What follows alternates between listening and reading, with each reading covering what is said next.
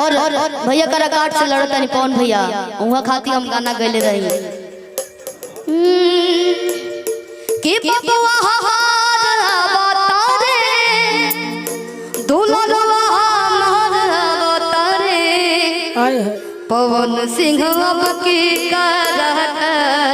करे उजियार बतारे। ये फरमाइश ना लगा जी। हाँ पवन सिंह अब की पवन सिंह अब की करे उजियार बतारे।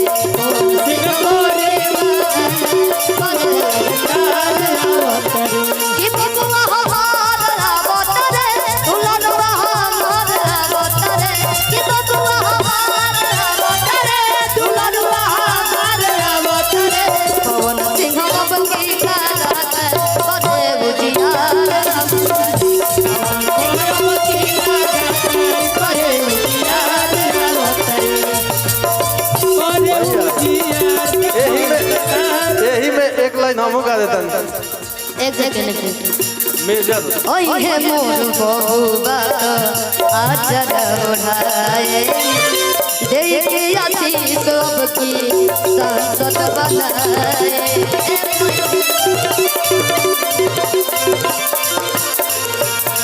कराकाट के जनता से यह अपील बा कि पवन भैया के अपन बेटा बना लेवे के बा कहे के बा ओए हे मोर बबुआ तो आचर ओढ़ाए देखे आशीष की संसद बनाए।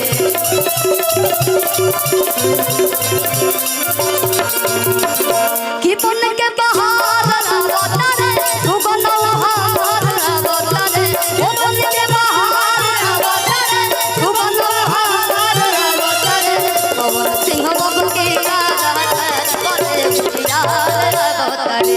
पवन सिंह बाबू के करे उजियार बतारे। पवन सिंह बाबू के करे उजियार पवन सिंह